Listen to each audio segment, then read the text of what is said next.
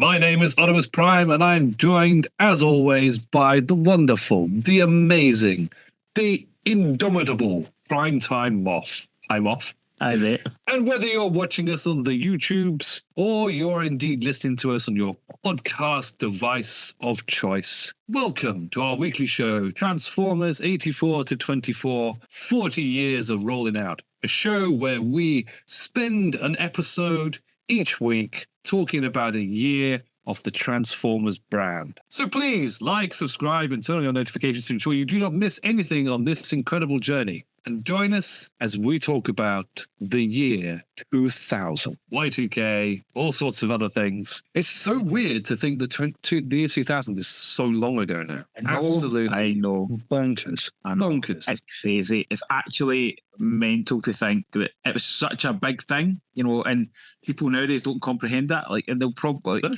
lots of people will never experience that kind of turnover again, but it was such a big deal. And you talk about Y2K. Y2K always sticks in my head because I was doing a degree in computing at the time, and it was like such a big fear of it.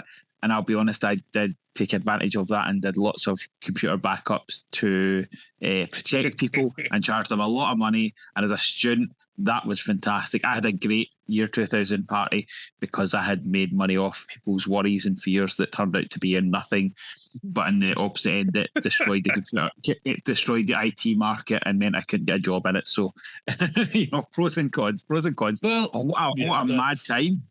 It was bonkers. I mean, I was at university in Greenwich, and we had the Millennium Dome just down the road, as it was at the time. And most people these days, well, kids these days anyway, wouldn't even know what you're talking about when you talk about the Millennium Dome. It's the O2. Anyway, let's talk Transformers. Yeah. Let's talk Transformers instead. So we reached the end of Beast Wars last year with the bang that was Fuse-Ors and Transmetals 2, and then we we didn't really mention the fact that last year they actually had the first season of Beast Machines aired, because Beast Wars ended with effectively Megatron winning and disappearing off to Cybertron. We were left with, what's going to happen? And the show started quite soon afterwards. We're not going to talk about the show because we have a video already all about, mostly about Beast Machines, because the wonderful and amazing and friend of the show, Bob Skir, who was the writer and showrunner of Beast Machines, he's recorded an interview with us that was for TF UKCon last year. So please do check that out. I'll get it linked somewhere so you can check that out. It's a really, really good video. He's an amazing guy, and a lot of people, Beast Wars isn't necessarily anybody's favorite era of Transformers, but listening to what Bob had to say about it and how it came to be and why it was the way it was is actually fascinating. So yes. Now, one thing that's very apparent with the Beast Machines line, as opposed to the Beast Wars cartoon, the Beast Wars cartoon, they obviously had the toys. They obviously knew what the toys looked like and were basing the character models off of those toys, even if they were just sort of prototypes. And obviously the Beast modes, they were looking like animals. With Beast Machines, the toy line and the cartoon designs, there's the same design beats, but the two things are far removed from each other in terms of look. You have any thoughts on that, Mr. Moff? Yeah, and it's a weird bit because Beast Wars, probably the big positive of Beast Wars was the aspect that they looked so alike. I talked about Transmetal Cheetor. Transmetal Cheetor looked very like this on screen. Your Dinobot looked very like the on screen. And then Beast Machines, they didn't really have that. And I've heard lots of different stories about that were kind of not really sharing designs. They were kind of, right, here's our early concept, work on that. And, if you think back to 1984, you think of those like original commercials or the original comics, they didn't end up looking like the cartoon as well. So it's not as if it's a first in Transformers. Oh, no. You know, show accuracy is a good thing to certain extents, but the big important bit for me is always good toys. Should the toys be good? And that's a bigger challenge for me. The show accuracy. I think that the show accuracy, there are some aspects I think would have been really good and really helpful for some of the designs, but actually that's not what listed. I'm not the biggest Beast Machines fan. We talked about this beforehand. We're talking about we've went from an era where I love Transmetals, to an extent Transmetals 2 as well, and it's the only proper line of a Transformers. Other things like mini-bots, but it's only kind of subline I've really completed and went in my way wanting to have a complete collection of. And I've got more of 98 and 99 than I have of any other year, as in like a complete collection. And then it goes to this, and I'm totally the opposite. I have one Beast Machines toy still in possession, and I don't see that changing anytime soon, I don't think. Yeah, even when I went through a spate of thinking, like, hey, I'll just buy all the Transformers, somewhat naively, probably about 15 years ago now, with Beast Machines, I picked up some bits and bobs, but there was a lot of stuff I didn't get. And there's a lot of stuff from this line that looking through the toys that we're going to be talking about shortly, there was so much there that I never saw and never wanted to see.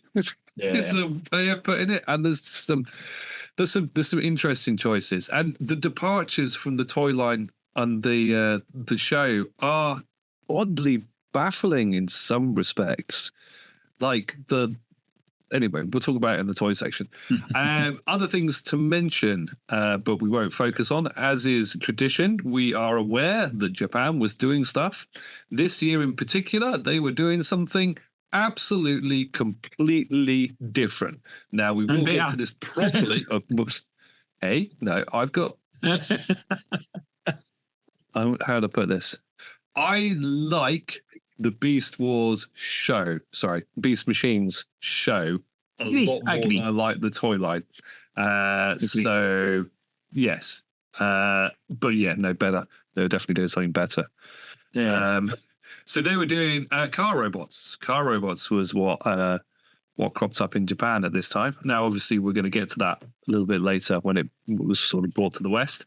But yeah, so rather than them continuing on with Beast Wars, even though they'd already continued on with Beast Wars Second and Beast Wars Neo, I suppose there wasn't any point in them doing Beast Machines because it wouldn't make any sense of the narrative they already built with the other two stories.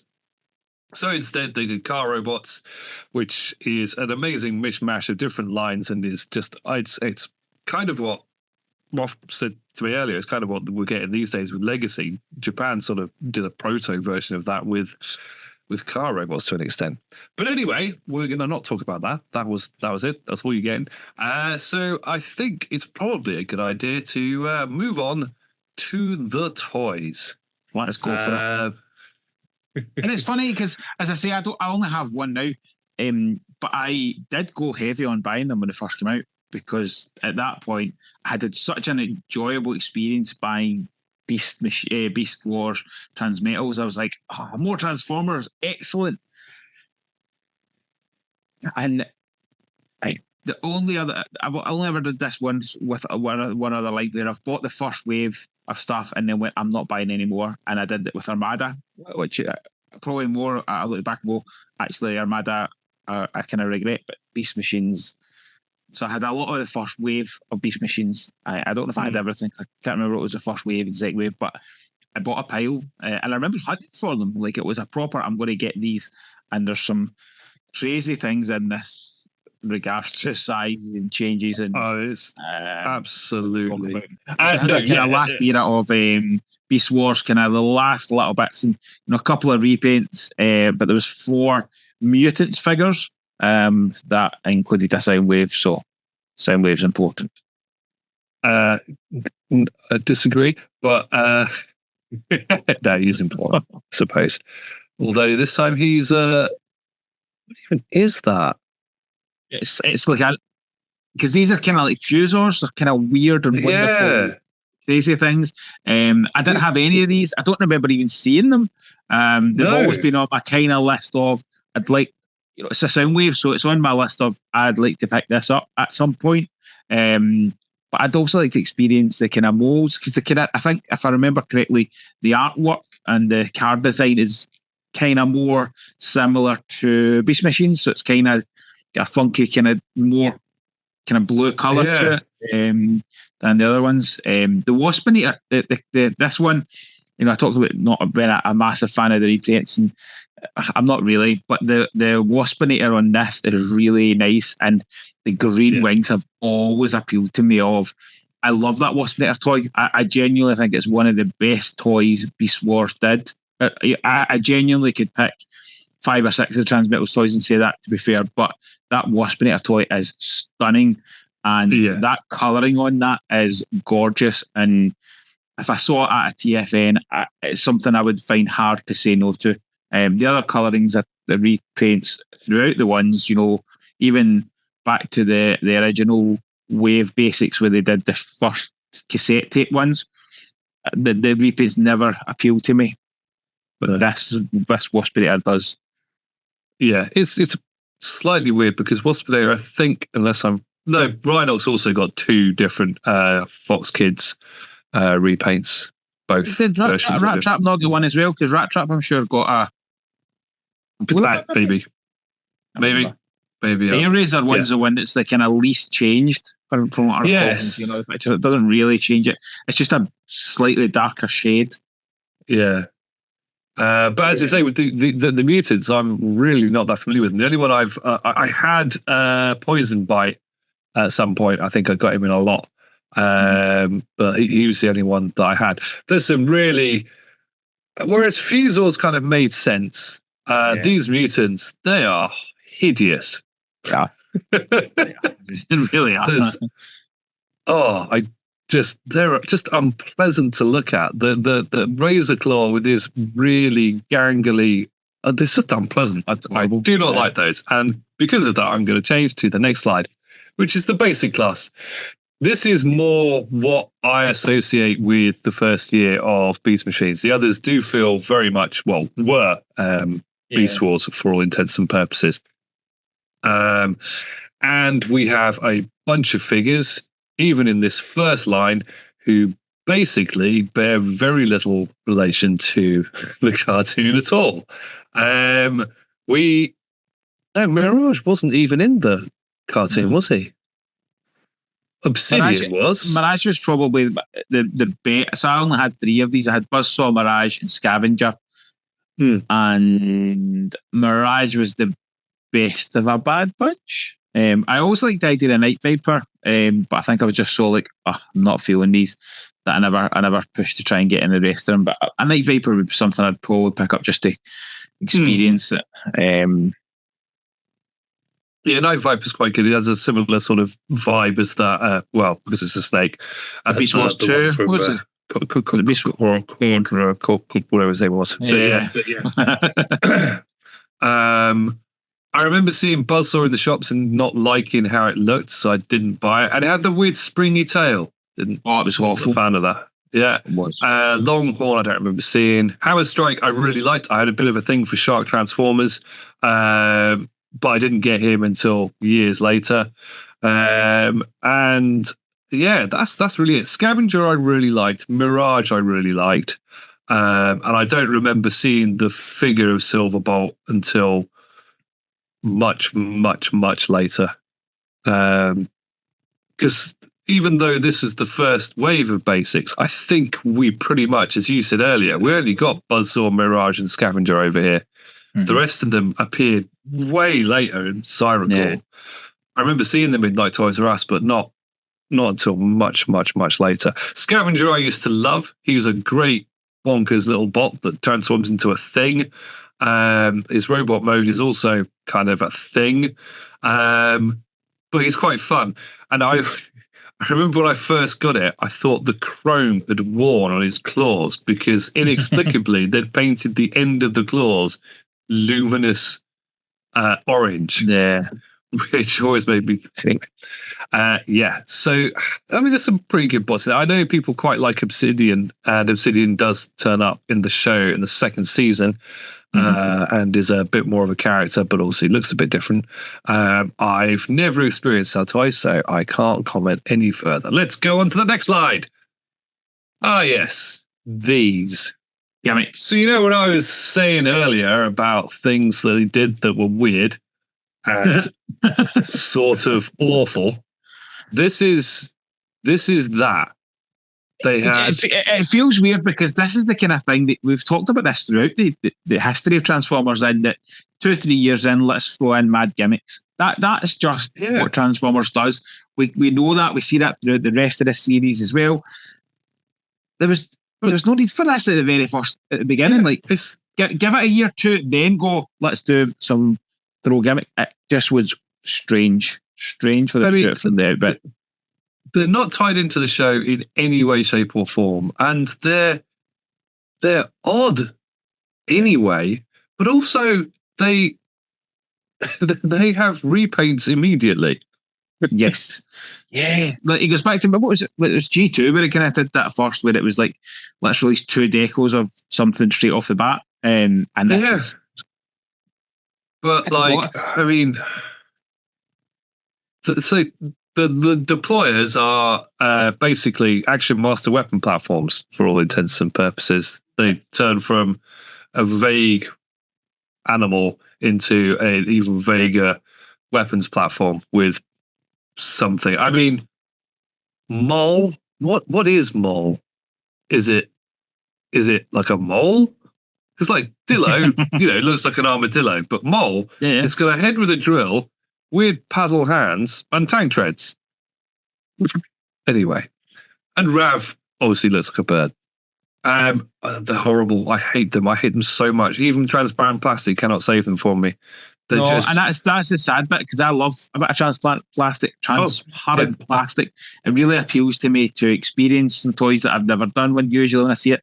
I've picked up a couple from G2. Like, there's a pile of wee things I've picked up since we started recording these episodes, because I was like, actually, that kind of looks fun, luminous green, etc. There's no part of me that looks at these and go, I want to experience them. I'd love for somebody to, sit in a bar at TFN to come up and go, right, here's Megatron. I'm going to show you why this is a good fun toy. I'm up for that. Like, convince me that otherwise that these are fun toys that would deserve something better. But I just don't feel it. I just don't get them. And the Chi and Megatron, are they vehicles for the figures, or are they just vehicles and they don't transform? And no, I'm good. I'm moving on. They upset me. Right. So now we have the deluxe class, where we have some pretty cool bots. Yes. So first thing of note, the Dinobots were repaints of Beast Wars Neo Dinobots. Yep. So not that we really touched on them when we talked about Beast Wars Neo, but we'll ignore them as they're effectively repaints. There's some good things there, but anyway, we'll move on from that. So we had Jetstorm and the Sonic Attack Jet. Because one of the things that's very, very much a theme in Beast Wars was that the bad guys, the Vehicons, became mindless troops, troop drones, and you had a couple of characters, but other than that, it was drones all the way. So the Sonic Attack Jet is their sort of equivalent of having a drone troop builder. So you could have Jetstorm as the leader, as he should be, and Sonic Attack Jets as the other ones. Black Arachnia, I actually love that figure. That's a really cool figure, and is the first one of the figures in this line that looks anything like more like the animated model than the actual other thing. So you got Thrust as well, who actually is pretty cool. Quite a fun little motorbike and quite a fun little robot mode. But again, bears very little relation to how he looks in the show. Blast Charge, who again is another one of the Vehicons, doesn't look anything like he does in the show. Snarl, who's a lion, who isn't in the show. Skydive, who is a pterodon, who is not part of the Dinobots line, but probably should be. And then you have Optimus Primal. Now, we all know how much I love Optimus Prime and Optimus Primal. I hate that toy. It's only one I have still, and it's only because it's the only reason I get it. It's just not good. Oh, Jake, I'm like every time. No, I can't get that. It has transparent plastic, which is always a plus, but the difference between robot mode and ape mode are rubbish. It looks rubbish. It looks barely anything like its animated model. It's just, it's horrible. I hate it. It's just horrible. Bye. Yeah, okay, and now we get into some things that are actually less bad. This toy line suffered from just some really odd choices. Very little of it had to do. So you can actually probably split this entire line into 3 parts. Yes. There were toys that they borrowed from other lines to pad it out. Yep. There were things that were designed that we used in the show. So again, back to them using we're assuming using the concept art or whatever for the first season. So there are toys within this first wave that were obviously the designs that got used, and then there was the ones that they just sort of made up that were toys only, but not used in the show. So the first version of Cheetor is obviously of the same design as the animated version. He is gangly. I remember when I saw the designs for the show before I saw the show itself, and I really liked how they looked because they looked really different. It was a really interesting take, a different direction to go, and it was like, so they've been reformatted to be on Cybertron, so therefore they look a bit different and weird. I'm down with that. The Cheetor toy, it's not the worst. It suffers a little bit from gimmickitis because he's got an arm that sort of does that with to whipping action with his tail. And the other issue with him is that he's so long and gangly. I have never, ever been able to get him to stand up properly.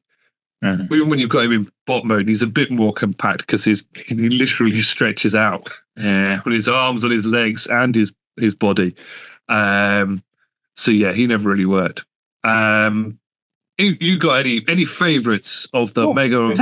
I think it's the interesting bit of this is this is something that we see now where you get the same character in 2 or 3 classes. So we have, at this point, we're only really let's focus on the kind of 2. So even on this screen, you can see we've got 2 versions of Cheetor. We have 2 versions of Jetstorm. That aspect of actually, let's give you different size classes. I kind of get from being a parent, I don't mind like your small, cheaper things for to be able to pick the kids up. So you can get, it doesn't bother me slightly, but you've got a mega class and supreme class Cheetor. You've not went cheap price points for these. If they had done a basic and then a supreme, fair enough, I get it. I never had the mega class. I actually really, the Megatron has always appealed to me. Always appealed to me. I didn't pick it up because I had just thought at that point I was like, I'm not feeling this line. Spent so much money. I bought up the Night Scream. I bought Supreme Cheetor. I bought a couple of the other ones. But Megatron, I wish I'd grabbed it at the time. I think I'd appreciated it picking it up at the time. It's kind of interesting. And just say like the designs in the show really appealed to me as well. I thought it was a really good evolution of what we had previously. The story, the way it's delivered, I think it's written well, and as you said, there's no point in us really delving into that. Go and have that listen to the Bob Skir interview. It was an absolute joy to speak to him about it and speak to him about the challenges he's faced, because it very much, split the fandom. Beast Wars has an aspect of splitting the fandom. That's heavily split the fandom. There's people, he got like really aggressive threats in the back of it. Yeah. And actually, I think it's one of those ones we went back and I know we spoke about it at the time after listening to having the interview with him. I went back and watched Beast Machines and I was like, actually, I really enjoy it, because same as I've done with the Unicron trilogy and stuff like that, where it doesn't need to be anything other than it's what it was at the moment of time. Whereas some of this stuff back then, when we first started to see machines, I'm like, I want Mirage to look like G1 Mirage. I want that kind of thing. And this didn't do that. It was ahead of its curve at some points. And I think the story deserves to be given another chance. And some of the toys probably deserve another chance as well. I definitely agree. Beast was the Megatron, the way he sort of his wings or his cape, because obviously in the show the storyline is he's eschewed his beast mode and is being all robot, but obviously he's hiding his dragon mode underneath his cloak. That was really cool. And Tankor is a genuinely really good toy. I really like that figure. He's awesome. Very chunky, decent transformation. It's got little claws. He's awesome. Never had Ultra Class Jetstorm, but we'll get back into that. And finally, Magmatron and T-Rex were repaints for the Dinobot subline that had nothing to do with the show whatsoever. And Night Scream, actually, very quickly, Night Scream is weird because I didn't get the sizes on this. No. I mean, having the deluxe class Jetstorm and the Jet, that made sense. Then having the Ultra class one seemed a bit weird because it was twice the size of the others. Night Scream is a normal character, but he's absolutely enormous. And when you've got a little deluxe Optimus Prime, if you're a kid and you're trying to play with your figures based on the show, they're just bonkers. The playability is gone. The playability is gone because you're wanting, as you say, you want Optimus Prime to kind of go with your cast. We went from the Beast Wars era where you could have picked up your Prime, your Megatron, you could have picked up your cast, and they all kind of scaled to what you expected. This ruined that, and I think that's the first and foremost bit of a Transformers toy line. Has to appeal to kids, and this can't have appealed to kids because you're not getting it. It's pure gimmicky of let's have a big toy. And as you're ready to talk about Supreme Cheetor, they talked about Supreme Cheetor. They were excited about the fact that they're releasing something the size of a house cat. Yeah, they looked too much at whether they could do it, and not thought about whether they should do it. I'm very apt with the Dinobot sideline. But yeah, this is the first time, and we got it again in some other lines, where they've inexplicably made gigantic versions of characters for no reason, it would seem, other than to sell a bigger version.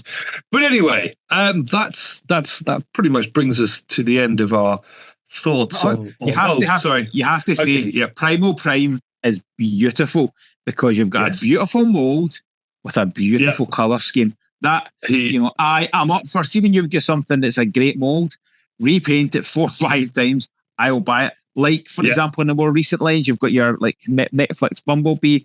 I would buy that toy in 5-6 colors without hesitation. It's a gorgeous toy.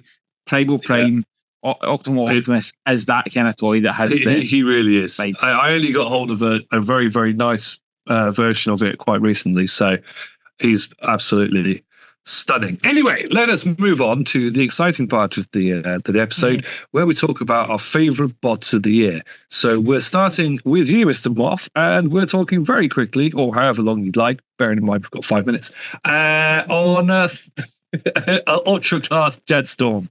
Yeah, and this was a hard bit because I'm not a big fan of the line. Like, I've kept one toy and it's just because it's an Optimus. But I had this and it was a fun toy. It didn't really do what it should do. It was a nice colourings on it. I could probably see myself picking it up again if it was cheap, because actually I remember it being kind of fun. And that's what a toy should be. And again, it goes back to when the sizes, the toys are bigger class. I know you've got a big class to talk about. I don't mind it so much when it's like, make it fun. If you're going to do it, just do it and do it fun. Like I bought that, we talked about it last week. I bought the oversized version, oversized KO of the Legacy Transmetal 2 Megatron. Now, he scales with nobody. Like, he's one of my favourite things in my room right now, because he just is huge and fun and imposing. So I don't have a major issue with things being oversized or not really in scale, as long as it's fun. And this did it better than, in my opinion, than Night Scream or I think with me on this, it's more the fact that I sort of objected to buying the same figure twice in two different scales. I didn't care about scaling at this point, because it's all relative anyway. But yeah, it was just. But it is a really cool figure. It's got lights and sounds. It was pretty awesome. I only actually got to play with one quite a way after it came out. But anyway, let's move on to my peers. Yeah, Supreme Cheetor. Now, and that's it. Just leave it. Just leave. You've ruined it. I'm going to very quickly talk about why I've picked this figure. Now, it is not by any means a toy that I like. It's horrendous. It's far too big. It's just ginormous. It is impossible to stand it up. Impossible. You can't pose it. It looks terrible in every single way. But it is the following things. One, it is a lot of fun. It's got gimmicks up the wazoo. He's got a claw that flies out. He's got light up bits. He's got transparent plastic. He's got a sword that's his tail. He's got other things going on. But also, he looks just like the animated model. So much more than the other version does. Give you that. He's got the chest and the head are all down. He looks like he's from the animated series, which is at the time very few of the figures did. So that was pretty cool. But also it's the sheer audacity and gall of them to make this figure. Is that the new one? Yeah, and I have to say, there is a bit of me having the new one makes me kind of go, I want, just for the sake of taking a picture, I kind of want the old one just to have the juxtaposition of the two of them together. But I remember how horrific it was. This was the point where when I got the Transmetals, I remember friends being like, I can see why you're enjoying these. This was the point where people were like, what are you doing buying this? And it kind of did switch me off. But I can see why you would pick it. And he was also damned expensive, considering what price we were paying for other toys at the time. He was 2 to 3 times the price of a Mega Class. And, if you already... Anyway, here's my pick. But again, it's not because it's a good figure. It's not because I like it. It's because it's just something that needs to have attention drawn to it. Yeah. Oh, that said, final thing. The cat mode isn't too bad. It's not great, but it's not too bad. But anyway, that's it on those figures. So that was basically Beast Machines Series 2 of the show, yet Series 1 of the figures. I hope you found some parts of that interesting or insightful. I have been Optimus Primal. And whether you've watched us or listened to us, do join us again next week, where we'll be venturing further into the 2000s with 2001, a Transformers Odyssey. Let's see what I did there. Anyway, thank you for watching. I've been Optimus Prime, and this has been Primetime Moff. I will see you next week.